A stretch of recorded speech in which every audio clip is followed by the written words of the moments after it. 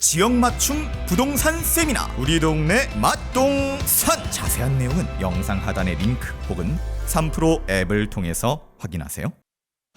자, 그러면 여러분이 가장 궁금해하시는 원자재 근데 여긴 어려워요. 어려워요? 아니야, 이분이 쉽게 말씀해 주십니다. 너무 복합적으로 알아야 될 요소들이 많고. 음, 그러니까 사실 우리 환율 시장 얘기할 때도 환율 시장에, 그러니까 외환 시장에 영향을 주는 요소들이 너무 많다 얘기를 했잖아요. 네, 원자재도 만만치 않습니다. 만만치 않은데 이분은 해내요. 개념 정리가 될까요? 박진영보다 이분이 더 네, 대단한 분입니다. 진짜요? 네. 네.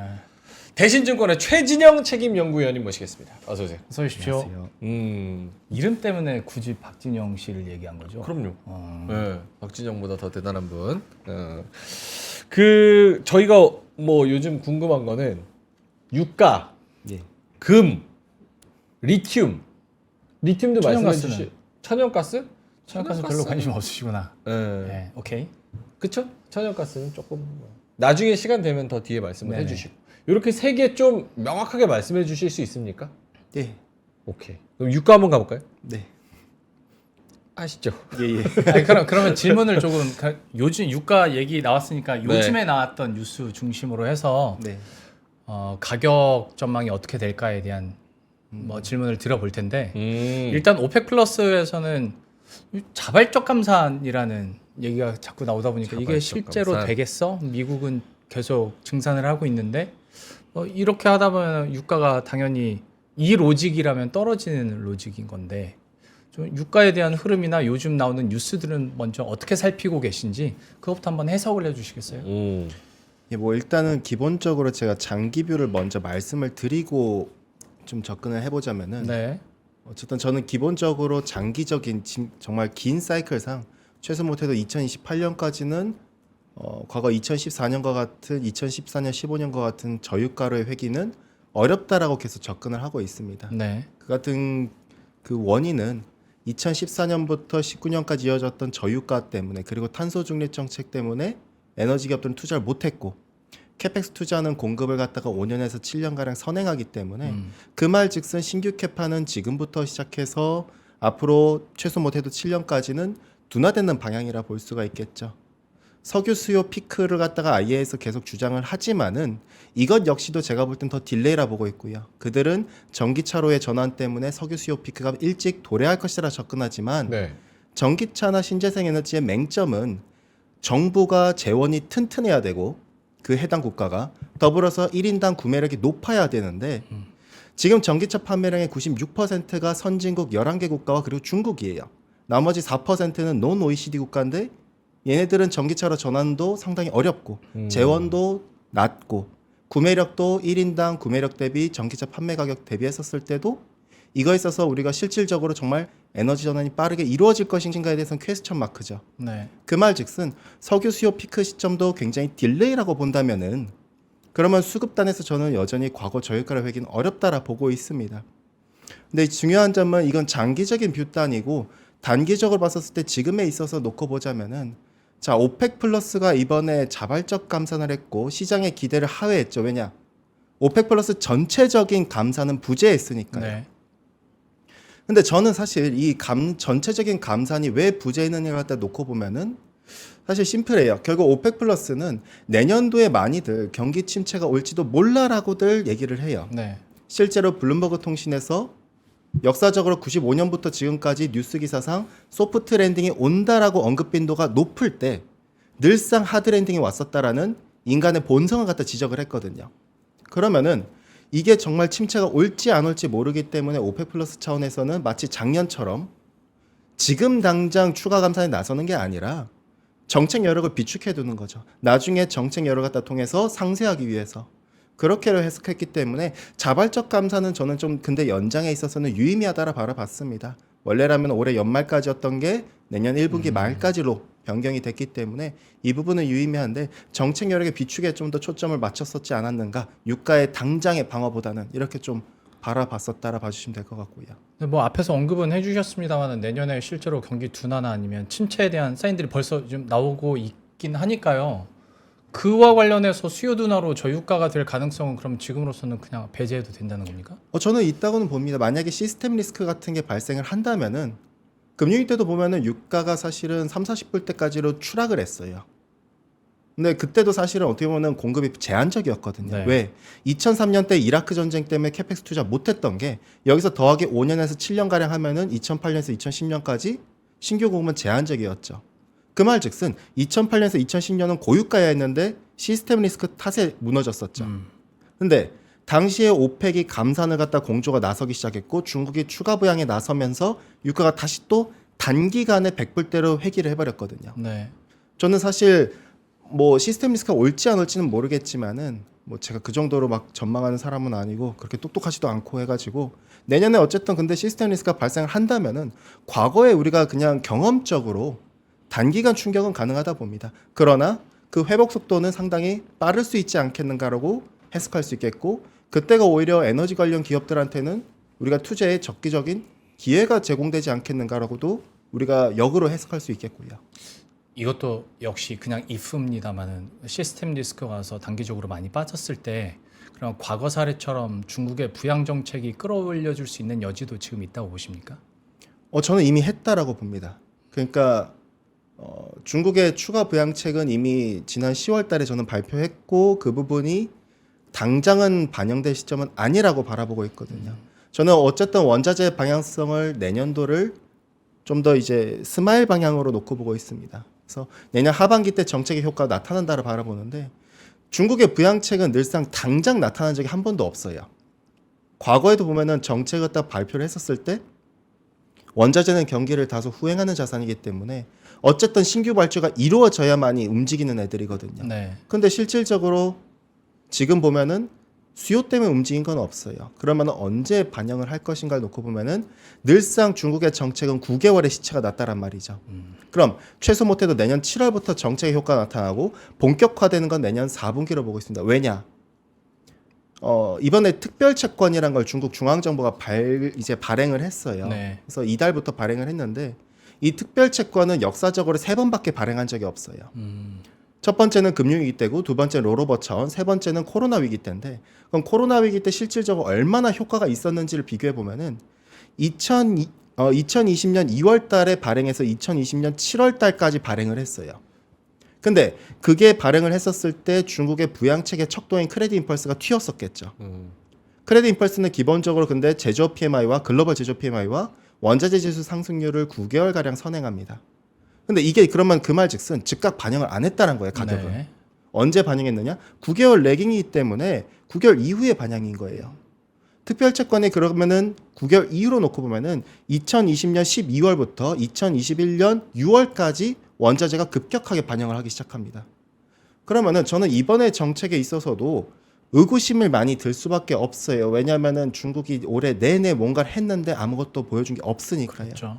그러나 저는 올해 상반기 땐 정책이 실패할 수밖에 없었다라 보는 이유가 올해 상반기 때 추진된 부양책들의 몇 면을 보면은 뭘로 레버리지를 일으키려 했냐면은 대부분 부동산의 중심이에요. 네. 첫 번째는 부동산 디벨로퍼, 두 번째는 지방정부 부채인데 얘네도 부동산과 연결돼 있어요. 세 번째는 가계부채인데 가계부채도 부동산과 연결돼 있어요. 근데 얘네들은 부동산 경기가 살아나지 못하면은 레버리지 효과가 없어요. 네.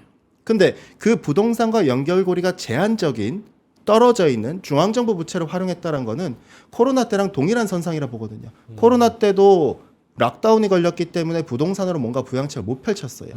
그럼 가계부채, 디벨로퍼 회사채, 지방정부 부채 역시도 레버리지 못 일으켰었는데 지금에 있어서 그때도 그렇기 때문에 중앙정부 부채를 나섰고 이번에도 얘네들이 못 해주니까 중앙정부 다시 한번 나섰다라는 점에서 원자재는 그럼 레깅 효과를 감안하면은 내년 3분기 최소 못해 저는 특히나 내년 4분기가 원자재 단에서 퍼포먼스가 굉장히 좀 좋아지는 구간이지 않겠는가라고 볼 수 있겠고요. 그러면 역시 같은 이유로 그 전까지는 어느 정도 하방은 이렇게 떠받치고 있을 수 있다라는 조건인 거네요. 그 전까지 내년 상반기만 놓고 봤을 땐 저는 하방 리스크가 오히려 더 크다라 봅니다. 어떤 왜냐하면은 포인트 때문에요? 결국 선진국이죠. 그러니까 지금의 유가도 그렇고 원자재들 딴에서 여전히 지지부진한 이유는 저는 지금의 유가가 둔화되었었던 이유는 크게 두 가지로 바라봤었거든요. 첫 번째, 중동 산유국들이 냉방 시즌이 종료됐기 때문에 4분기는 유가가 톤다운 될 수밖에 없었고 두 번째는 선진국들의 수요가 정체돼 있기 때문이죠. 대표적으로 유럽이라 저는 보고 있고요. 그러니까 미국도 부동산 경기가 또 미끄러졌어요. 유럽도 부동산 경기가 안 좋아요. 근데 부동산이 안 좋으면은 부동산은 단순히 집이 아니라 집을 사면은 주택 관련 내구재를 사고 내구재를 갖다 운반해주는 운송량 디젤 수요를 이끌거든요. 네. 그럼 원자재 전반적인 수요와 고용을 리딩하는 게 부동산인데 그 부동산이 또다시 미끄러졌다?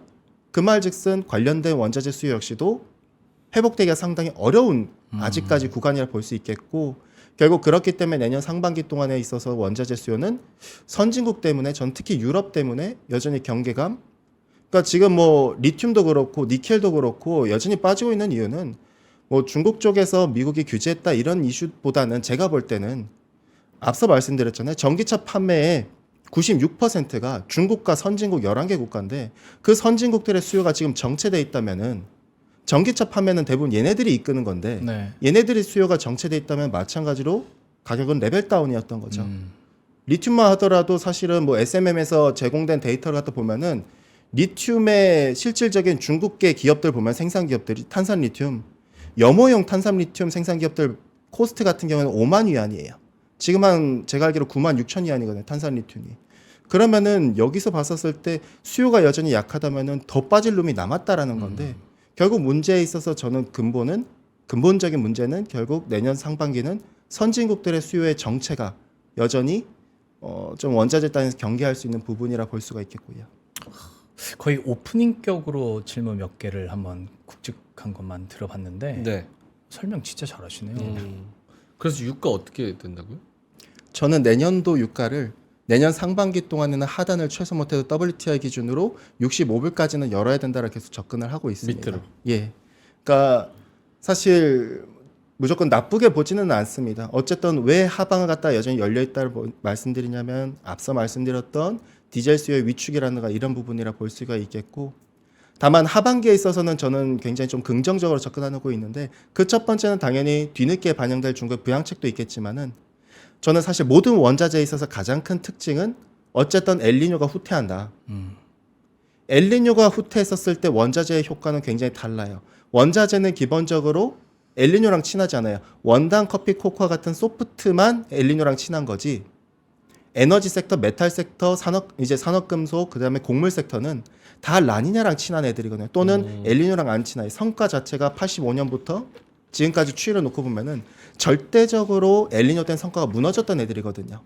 그럼 지금 봤었을 때 내년 하반기 때 기상이변 전망치를 보면은 전부 다 엘니뇨 가능성이 점점 떨어지고 지금 벌써 20%대로 떨어졌어요. 네. 오히려 라니아 발생 가능성이 올라와주고 있고 최소 못해도 중립이라 본다면은 원자재 단에서 저는 좀 더 긍정적인 방향성으로 내년 하반기를 특히 내년 4분기를 접근할 수 있겠죠. 영원님 저 그걸 그래서 한번 부탁드리고 싶었어요.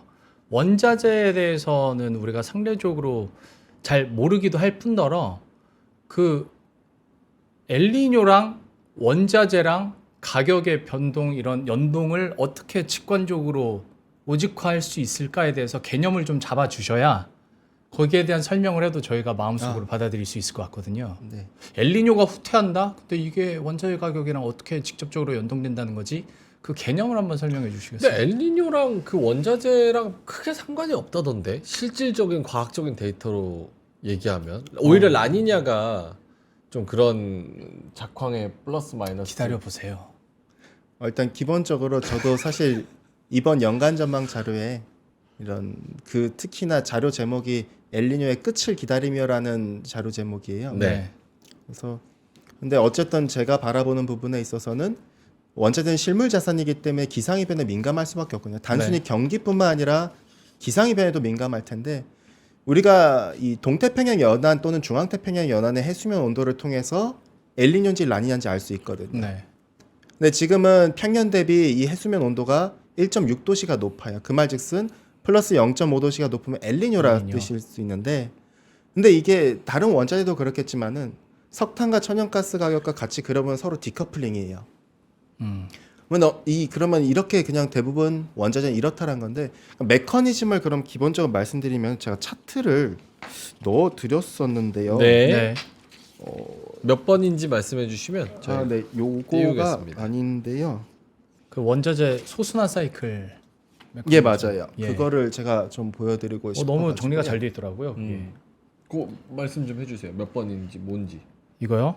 띄워야 되니까. 이게 몇 번일까요? 페이지 31번, 그림 61번인데 그대로 하면 페이지 31. 올라올까요? 일단 그림 설명을 61. 먼저 해주시면 저희가 네. 그림은 띄워드리겠습니다. 예, 일단 기본적으로 원자재 소순환 사이클이라 해가지고 제가 이베스트 투자증권 있었을 때 저희 센터장님하고 같이 쓴 책에 있었던 제 내용을 발췌한 내용인데요. 네. 무엇이냐면은 결국 원자재는 경기에 민감하게도 반응을 하지만은 이제 기상이변에도 민감하게 반응하고, 그럼 우리가 말했었을 때 기상이변, 지금과 같은 엘니뇨 때는 겨울철이 평년보다는 덜 추워요. 실제로 글로벌 평균 기온 자체가 지금 현재 보면 역사적 고점에 와 있거든요. 근데 엘니뇨가 끝나게 될 경우에는 북반구 지역, 특히 북미 지역은 겨울철이 평년보다 추워지겠죠, 다시. 예, 요거인데요. 그럼 난방이 늘어나는군요. 그렇죠. 난방 수요가 자극하는 거죠. 네. 난방 수요가 자극이 되면은 난방의 주요 원료는 전력이에요. 네. 전력은 냉방 수요보다 여름철보다 겨울철 수요가 더 많습니다. 그럼 난방 수요는 전력 가격을 자극하죠. 전력 가격은 바로 석탄과 천연가스를 자극해요. 왜? 전력원이니까요. 얘네들, 즉 전력 가격이 상승하면은 전기차나 신재생 에너지의 필수인 산업금속의 생산 비용을 자극하게 됩니다. 그리고 다시 또 천연가스랑 석탄 가격은 이걸 원료로 삼는 질석의 비료 가격을 자극하고, 비료는 다시 또 곡물을 자극하고, 곡물은 다시 또 사료, 사료는 돈육 가격을 자극하는 시차는 있지만 오차는 없는 원자재 소순환 사이클의 움직임이 나타날 수가 있는 거거든요. 그 말즉슨 우리가 그렇기 때문에 내년도 하반기, 특히 내년 겨울철이 있을 4분기 때 원자재 소순환 사이클에 대해서 경계하는 부분이라 볼 수 있는데, 이게 뭐를 우리가 예제로 들 수 있냐면은 2021년대를 기억해 보시면 될 것 같아요. 21년도 때 겨울철에 급격하게 추워지니까 전력 수요가 급증을 했었어요. 네. 근데 당시 중국이 탄소 규제를 하겠다 해서 석탄을 규제해 버리니까 전력 가격은 더 날아갔었죠. 전력 가격이 날아가니 무엇이 날아갔었다? 전력으로 최대 많이 생산하는 게 바로 알루미늄이에요. 알루미늄은 전기차랑 신재생 에너지 필수죠. 얘네들이 치고 올라가 버렸어요. 마찬가지로 바로 석탄을 갖다 억제하니까 당연히 전력 가격 상승했지만 석탄 억제하니 그 다음에 올라간 게 질소의 비료였고, 요소나 이런 거 써요. 요소수. 이런 것들이 다시 또 자극을 받았던 게 곡물이었죠. 결국 원자재는 모든 게 연결되어 있기 때문에 뭐 하나 잘못 건드리면 다른 연관된 원자재들이 다 튀고 올라가거든요. 그래서 이 같은 우리가 메커니즘으로 놓고 본다면은 내년도에 있어서 하반기, 특히 저는 4분기가 원자재 단에서는 소순환 사이클에 다시 재개될 수 있는 그림이라 볼 수가 있겠고요. 그러면 그러니까 제가 제대로 이해했는지 해수면 온도가 떨어지면 그러니까 북반구 난방 수요가 늘어난다고요. 이렇게 보시면 될 것 같아요. 예를 들어서 여기 제가 지도가 없어가지고요. 항상 네. 그림을 그리면서 설명을 드리는데, 이쪽이 만약에 아시아 지역입니다. 네. 그리고 호주나 인도, 이쪽은 아메리카 대륙이, 네. 중앙이 태평양이잖아요. 네. 이 태평양을 중심으로 기본적으로 바람은 이 아메리카 대륙에서 아시아 대륙으로 불어요. 적도를 기준으로 바람이 이쪽으로 붑니다. 그럼 습기는, 여기 있는 습기는 이쪽으로 이동하게 되겠죠. 그러면은 습기가 일로 이동하기 때문에 따뜻한 해수는 일로 다 이동하게 됩니다. 네. 그래서 여름철엔 여기가 우기가 형성되고 비가 내리고 폭우가 내리죠. 이게 정상적인 기후인데 지금은 엘니뇨잖아요. 엘니뇨 때는 이 바람이 잘 안 가는 거예요. 이게 잘 안 가게 되면은 여기 있는 습기가 고이게 되고 중앙태평양과 그 다음에 아메리카 대륙 연안에, 그럼 여기에는 폭우가 내리게 되고 여기에 따뜻한 해수가 집중되게 됩니다. 그럼 여기에 해수면 온도는 평년보다 당연히 높겠죠. 네. 그럼 여기에는 그럼 습기가 적정량에 있게 되고, 주요 곡창지대인 브라질의 서남부 지역과 미국의 중남부 지역은 태평양에 인접해 있기 때문에 작황이 좋게 나타나요. 네. 그래서 곡물 가격은 빠지는 것이죠. 반대로 아시아 대륙은 습기가 안 가게 되기 때문에 건기가 발생하게 되고 평년보다, 그렇기 때문에 글로벌 최대 2대 원당 산지인 인도는 원당 공급 차질이 발생하게 되고, 로부스타 커피 최대 산지인 베트남 같은 경우에도 마찬가지로 공급 차질이 발생하게 되고, 아프리카 지역에서는 가나라든가 코트디부아르 쪽에서 코코아가 공급 차질이 발생하는 현상이 나타난다고 볼 수 있겠고 니켈 같은 경우에는 필리핀 같은 지역 같은 경우에는 원래 우기가 와야 되는데 우기가 안 오다 보니 오히려 조업이 잘 되면서 니켈의 공급 과잉이 나타나게 된다고 볼 수 있겠고요. 네. 이처럼 원자재가 이렇게 좀 이 기본적인 메커니즘이 이렇다라 봐주시면 될 것 같고요. 그것만 머릿속에 박혀 있어도 다음 단계를 어느 정도 예상은 할 수 있겠네요. 그러면 원자재 같은 경우. 유추는 할 수 있는데 근데 이제 기상이변이 이게 갑자기 변하는 경우가 있어요. 그러니까 해수면 온도 전망치를 저희가 매주 또는 매월 계속 팔로우는 합니다. 그래서 내년도 최소 못해도 9개월 후에 엘니뇨일지 라니냐일지 전망치를 서베이를 돌리면서 확인을 하는데 이게 간혹 가다가 바뀌는 경우가 있어요. 지금은 엘니뇨 끝난다가 내년 하반기에 서베이인데 또는 일부 기관들은 라니냐 온다라고 얘기를 하고 있어요. 내년 4분기 때. 이제 그러면 다시 또 원자재는 다시 튀어가겠죠. 내년 4분기 때. 근데 작년에도 보면은 원래라면 라니냐가 끝나야 되는데 연장돼 버렸던 적이 있거든요. 1년 정도 더. 네. 그래서 조금 계속 팔로우는 필요하겠고요. 그러니까 계략적으로 그게 바뀌지만 않는다면은 우리가 조금 더 선제적으로 대응을 할 수 있고 원자재는 코스트이기 때문에 결과적으로 이 코스트가 부담이 커지는 기업이나 또는 코스트 부담이 완화되는 기업에 대해서 우리가 베팅하고 버려야 될 거 버리고 이렇게 선별은 할 수 있겠죠. 그 날씨 마지막으로 날씨 하나 더 여쭤보면 그러면 실제로 후퇴는 내년 4분기 하반기라는 내년 하반기인데 기본적으로 원자재가 이 소순환 사이클이 반영되려면 겨울철이어야 되겠죠. 해서 내년 4분기가 가장 매력적인 구간이라 볼 수 있겠죠. 그러면 가격 변동도 그때 그때 훨씬 더 높아질 수 있겠죠. 알겠습니다. 그리고 왜 이렇게 조용해요 오늘? 네? 왜 이렇게 조용해요? 잘 모르니까. 지금 마음 퇴근한 거 아니죠? 아니요. 네. 잘 듣고 있습니다. 되게 그러니까 사실 저도 잘 모르는 분야이기도 한데 너무 설명을 친절하게 해주셔서 자꾸 질문을 또. 근데 이제 날씨 얘기 말고 엘니뇨 말고 그냥 최근에 우리가 들을 수 있는 그런 뉴스들을 봤을 때는 전쟁은 여전히 진행 중이고, 근데 뭐 이스라엘이랑 하마스 국지전으로 가다 보니까 뭐 천연가스 상승 압력도 좀 줄어들더라, 뭐 이런 기사들도 사실 많거든요. 천연가스에 대한 흐름들을 그래서 어떻게 보시는지, 이런 지정학적 리스크와 관련해서는 좀 어떻게 평가하십니까? 전 사실 이 지정학 리스크는 크게 의미 없다라 계속 바라봤었고요. 그러니까 천연가스단에서는 뭐 이스라엘이 2개의 가스전을 갖고 있지만 타말 가스전이나, 근데 얘네가 공급이 글로벌에서 차지한 비중이 그렇게 크지가 않아요. 0.02% 가량. 굉장히 의미 없는 숫자로 저는 해석할 수 있겠고, 근데 결국 그럼 지금 천연가스가 안 오르는 이유는 지정학 리스크 때문에 한번 튄 적은 있었겠지만 특히 호주 때문이었죠. 호주가 플랫폼 단에서 노조 파업이 있었으니까요. 근데 역사적으로 모든 원자재가 그렇다시피 파업은 오래 가질 못해요. 장기화된 적이 없거든요.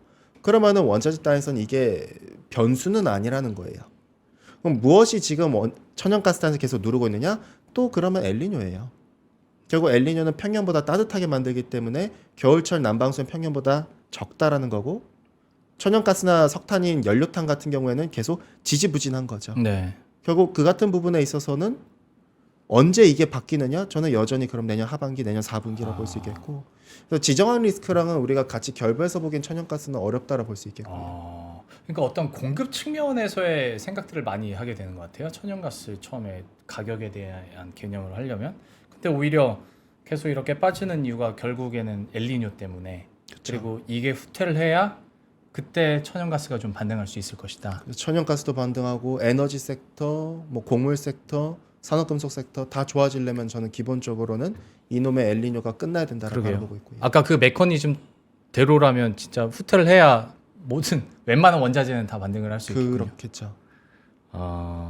그러면 저는 이제 이미 리포트를 받고 그 핵심이 어떤 엘니뇨의 후퇴라는 건 알지만서도 아니까 더 다른 산업 쪽으로 돌려서 질문을 드릴 수밖에 없는데, 산업금속 같은 경우에도 이게 뭐 물론 날씨 기후에 대한 영향도 있겠지만 우리가 뭐 구리나 니켈 쪽 빠지는 거 보면 결국 우리가 뉴스로 들을 때는 전기차 수요 둔화된다고 하고 친환경 약간 주춤하는 것 같고, 뭐 부동산 경기도 좀 안 좋으니까 여기는 좋아질 수가 없겠네라고 생각한다는 거거든요.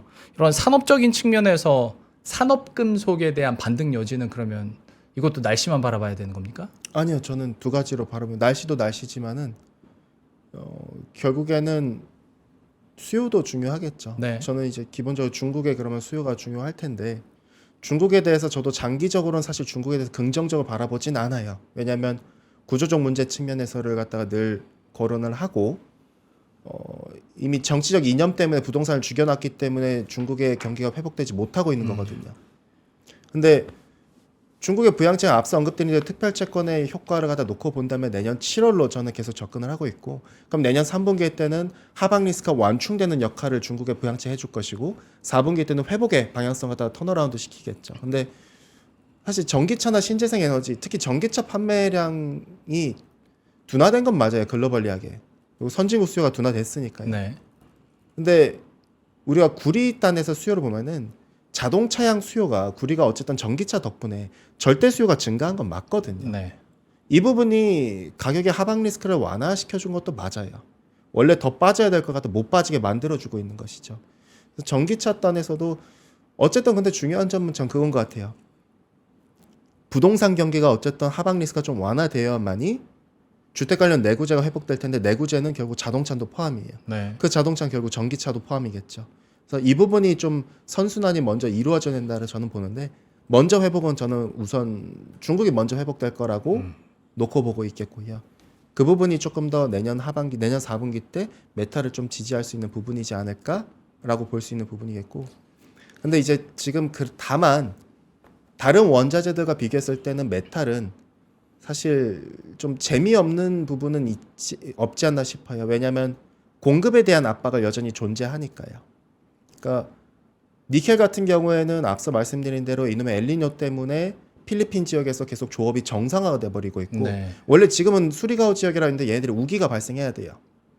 근데 얘네들이 지금 우기가 발생해야 되는데 우기가 안 오고 있고 엘니뇨 때문에 조업은 정상화돼서 공급 과잉 발생하고 있고 수급은 주춤하고. 그렇죠. 근데 그 상황에서 인도네시아는 중국의 MS를 다 뺏어가겠다 해가지고 니켈의 클래스 1급 캐파를 갖다가 올해만큼을 내년에 또 늘리겠대요. 가동을. 그러면은 가격단에서의 압박을 계속 작용하고 있는 부분이라 볼 수 있겠고요. 그나마 나은 편이 아연 정도? 아연단에서는 어쨌든 생산 비용이 위태로운 광산들이 계속 폐업을 하고 있기 때문에 이 부분이 가격단에서 그나마 지켜주는 요인 우리가 해석할 수 있겠는데 사실 전체적으로 본격적인 회복을 하려면은 메탈은 저는 내년 4분기까지 여전히 기다려야 된다. 올해 에너지가 훨씬 더 메탈보다는 좀 더 여유롭게 회복할 수 있지 않을까라고 보고 있고요. 상대적으로 더 여유롭게 보시는 이유는 결국 기본적으로 감산의 주체가 있고 없고의 차이도 저는 크다라 보거든요. 그러니까 모든 원자재들 중에 유일하게 석유 섹터만 그러니까 원유 섹터만 감산의 주체가 있어요. 카르텔이. 근데 나머지 섹터들은 카르텔이 존재하지 않거든요. 그러니까 주요 과도 세력은 있지만은 얘들이 사실 집중화된 세력은 아니에요. 그러면 실질적인 감산의 역할에 있어서 부재라고 볼 수가 있겠죠. 근데 그렇게 치면 오히려 미국의 증산도 만만치가 않잖아요. 저는 사실 내년도에 미국의 증산이 그렇게 크지 못하다라 보거든요. 그러니까 올해 미국의 산유량이 빠르게 올라왔었던 이유는 자기들이 투자를 해가지고 원유를 뽑아낸 게 아니라 투자는 사실 거의 없었어요. 그럼 뭐 어떻게 원유를 뽑아냈냐면은 DUC라 해가지고 미완결 유정, 즉 드릴링은 했지만은 마지막에 원유만 채취하지 않은 상태인 미완결 유정들을 과거에 많이 내떠놨던 거를 지금 단기간에 원유 뽑아서 활용하고 있었던 거거든요. 네. 이렇게 해서 산유량을 끌어올렸는데 근데 이 DUC도 이제 거의 다 많이 소진을 했고 내년도에 있어서 그렇기 때문에 새롭게 올라올 원유 생산량은 한계가 있는 거죠. 그렇기 때문에 EIA도 내년도에 자국의 산유량 전망치를 갖다가 올해는 대략 한 70만 배럴 늘어났다라고 전망을 했었는데 내년도는 20만 배럴 정도 수준밖에 못 늘어난다고 전망을 했거든요. 그러면은 사실 증가율로 보면은 둔화되는 것이죠. 미국 단에서는 그러면은 좀 공급이 더 늘어날 부분, 제한적인 부분. 그러니까 올해랑 조금 약간 색깔이 달라진다라 저는 해석할 수 있겠죠. 알겠습니다. 원자재 관련해서 각 원자재별 특성들과 가격 전망에 대해서 이렇게 말씀을 드리고 있고 시간이 많이 가긴 했습니다만 네.